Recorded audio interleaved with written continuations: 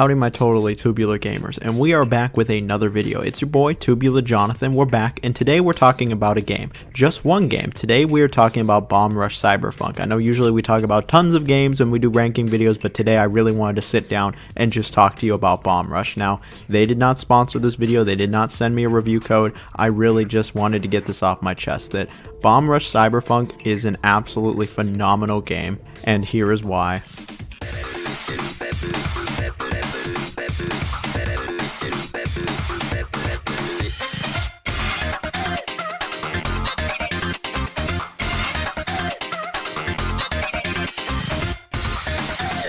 Now let's give a little context around Bomb Rush. So Bomb Rush was developed by Team Reptile, and the game was very clearly inspired by Jet Set Radio Future. Now if you don't remember Jet Set Radio, or you weren't alive when Jet Set Radio was really around, it was actually two games put out by Sega for the Dreamcast and then the original Xbox. Both of these were cel-shaded 3D extreme sports games with a bunch of platforming, and it saw your character jumping all over the place through Tokyo on their roller skates, grinding on anything that looks even remotely close to a rail, and you'd be doing a bunch of graffiti, plenty of vandalism here, and you were just kind of trying to take over the city, you know, claim it as your turf, spray up the place, and of course the cops are going to show up here, but you take them out as well, you know, this is your turf, you take over the town. But in all seriousness, these two games are absolutely legendary, not only for their just great gameplay that is still very unique to this day, but banger soundtracks, amazing sense of style, and just how original everything was. Like, these games were obviously very early 2000s games, and you can probably tell pretty easily nowadays, but man, these games were just absolutely the tits. Like, they were fantastic. I love the original Jet Set Radio, and then Jet Set Radio Future, I would go on to say, is one of my favorite video games of all time. It's my favorite original Xbox game. I love this game. Like, it is just so much fun.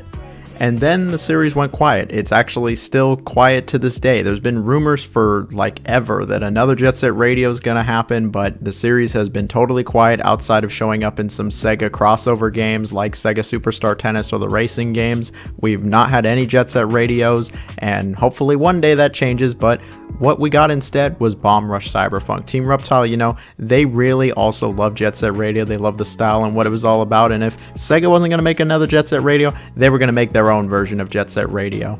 And so this game, in a sense, it's a modern Jet Set Radio. It is the true Jet Set Radio 3. They took that original formula, format, whatever you want to call it, and brought it into the modern day, you know, with a bunch of modern sensibilities, updated the controls, added a bunch of new mechanics, and they have created a game that not only I think does the Jet Set Radio name justice, but I'll be 100% here, and I did not expect this. This game, it's actually better than Jet Set Radio. Yeah, I think this game is better than Jet Set Radio and Jet Set Radio Future. This game is just freaking fantastic. But enough about all that, let's actually talk about the game. So what's the plot? What's the story of this game? What's the setup? So Bomb Rush Cyberfunk takes place in the future, I guess, in the Matrix? I don't know. The year is never established, but it takes place in the fictional city of New Amsterdam, which looks a lot like Tokyo from Jet Set Radio, but takes place in New Amsterdam, and it sees your character being broken out of a prison cell.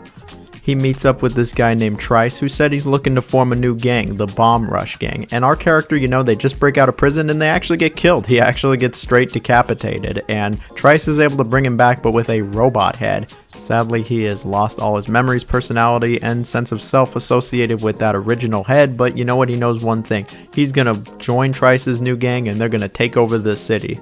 And that's the general setup. It's not the most complex, it's a bit silly and far-fetched in plenty of areas, but I love that it doesn't take itself too seriously, and I actually quite like the plot. The characters are all likable, they're all pretty decent to good, and the way the plot progresses, it actually kind of caught me off guard. I didn't expect what happens to happen, and I quite enjoyed the story. I thought it was good. Is it award-winning? Is it just fantastic? No, of course not, but I thought it was actually pretty good. So let's discuss the first thing you'll see when you see this game, the presentation. The game absolutely looks just like Jet Set Radio Future. Of course, you know, it's a little bit better looking since it's not the early 2000s, but it very much is going for that art style. It's very cel-shaded, very stylized. It is a bit polygonal and plenty of aspects, but I love how this game looks. It has such an amazing aesthetic to it. It just really stands out in the crowd, and I just, again, love how it looks. I didn't have any problems on my computer running this game. It was super smooth, no frame rate issues, like at all. It ran smooth as butter, and it looked great while doing it. Now when it comes to the gameplay, obviously very similar to Jet Set Radio. It is a 3D extreme sports game with a ton of platforming. Unlike Jet Set Radio, you're not limited to just roller skates. In this game, you can actually have a skateboard, skates, or a BMX bike. I will say though that all three of the traversal types felt basically the same. I couldn't really notice any differences between them. What is cool is you can actually get on and off them at any time with the push of a button. And when you jump on, say, a grind rail, you automatically get put on it. So that's pretty cool. So what are you doing in this game? You'll be doing a bunch of tricks. You'll be spraying up the place with your graffiti and, of course, challenging other gang members. What will you be challenging them to? Well, you'll be challenging them to either trick-offs where you got to get more points than them, a race, or just doing some kind of platforming challenge. Well, yes, you'll be doing a lot of tricks in this game similar to, say, Tony Hawk. It does not have the depth that a Tony Hawk game would have with its trick system. It's rather basic in that sense. There's only so many tricks you can do. You can actually boost though, and that gives you, a good sense of speed, and it actually gives you more tricks, but most of the game really is platforming. This game is more of a 3D platformer than extreme sports game.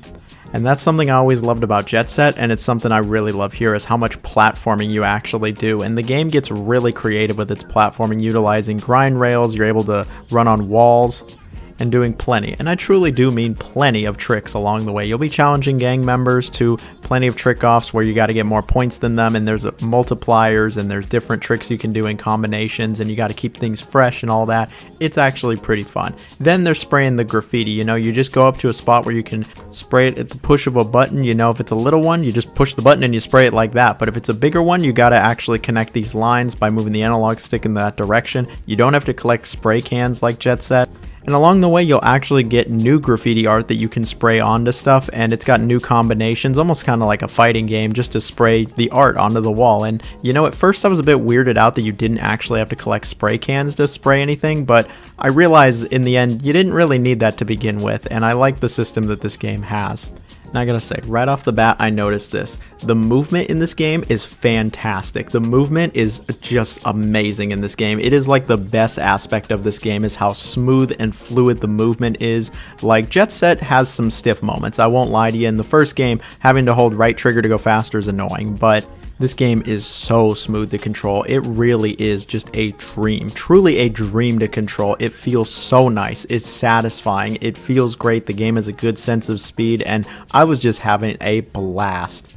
Sure, does it feel a little simplistic at times with a limited trick set and really just some platforming and some grinding? It could, but this game, it feels so good, man. I can't even describe how nice this game feels. Like, it feels like it has been forever since I played an extreme sports game that felt this nice. And you do so many awesome platforming challenges in this game. They really take advantage of the fact that you can grind on just about everything. You have a little boost hover pack, and that you can do these insane jumps, and you're exploring the city, you're spraying everything down, you're getting into these challenges with the other gang members, you eventually challenge them to trick-offs, races, just doing these big jumps. This game is so much fun. Like, the gameplay loop is just so much fun. I did not get tired of this game. I took as long as I could with this game. There's actually collectibles here, there's new mixes, new graffiti you can collect. Of course, a big collectible is just spraying graffiti every spot you possibly can on the map, and I tried to do as much as I could here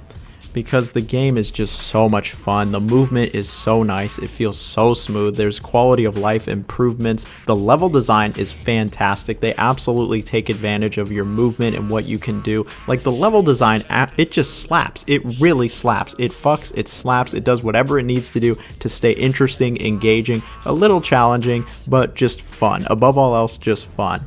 Like, major kudos to the movement, to the platforming, to the level design. It all comes together, and maybe it's just some weird serotonin nostalgia boost in my brain, but it just made me go, I love this. I freaking love this. This is amazing. Like, I really just felt this joy, this happiness, this rush that Jet Set Radio's basically back in everything but name. Like, this was just too much fun. But I'm going to take a step back. I'm going to talk about something I don't like. We've talked all this good shit. Let's talk about something I don't like, the combat. Now, in the original Jet Sets, the combat, it wasn't very good either. It wasn't like awful, but it was really clunky and just weird. You'd like spray them and that was kind of it. In this game, it's actual hand-to-hand combat where you're doing like cartwheels and spins and I'll be real, it's not great. It's not awful, it's not super clunky, it does still feel relatively smooth, but the combat just really isn't anything special. It's clearly not the focus here, but the game puts you in plenty of combat scenarios, and I just didn't really care much for this. Like, you have to get off your board or whatever you're writing, and then you just kind of mash buttons and hope that you defeat them. There's not a ton of it here, so it's not like it's a deal breaker or it's like super annoying or anything, but it's just like every time you're in combat, you just wish you were doing really almost anything else in this game. The combat, it's the weakest aspect of the game by far, but it's not really all that prevalent here. It really isn't that prevalent here. And I gotta say, it's better than the original Jet Set's combat. It's certainly better than that. So I'm glad they didn't try to replicate Jet Set's combat, because that would have just been horrible in the modern day. Like, this, at least it's passable. It's not great, it's not very good, but it's not awful, that's for sure. Now, something else that could be a negative, I guess, to some, it was to Game Informer, is that this game is, quote, a blatant copycat and very derivative of Jet Set Radio. Now, in my opinion, this is not a negative, but I mean, to some people, I guess it might be. In my opinion, this is a big positive, but I'm just putting it out there. If you didn't like Jet Set Radio, you're definitely not going to like this game. But if you love Jet Set Radio, you're going to love this game. Like, not even close. You're going to absolutely adore this game. You're going to love it, and I immediately recommend you go check it out. Yeah, it is $40, which is a little high for an indie game, but it's totally worth it. The game is so good. It slaps. Speaking of slaps, we got the last thing we're going to talk about here. One of the most important aspects of the game, the music. Jet Set Radio and Future have some of the best music in any video game ever. It's some of my favorite video game music. It's in like all my mixes. I love it to death. I've been listening to it for like 20 years. I'm not kidding. So, a lot to live up to. Does this game slap with the music? Oh, it so slaps. It's so good. The music is like immediately goated in this game. A lot of it is licensed, but there is some from Hideki Naganuma, the original Jet Set composer, and man, oh man, this music, it feels like a blast to the past from Jet Set Radio. It is so good. Is it as good as Jet Set's? I don't know about that one. I mean, I've been listening to Jet Set for 20 years, so maybe give Bomb Rush like 20 years and I'll be able to give you a fair assessment. I don't think it's as good as Jet Set's, but it's immediately goated. It's like the best soundtrack I've listened to in a game all year, not even close. It is just swell. It is so good. It slaps. Every song is a banger. It is banger, banger, banger, banger after banger. It is so good. The soundtrack is so good. I could go on for a couple more minutes. I'm going to just say, the soundtrack makes this game worth playing alone. It's just that good.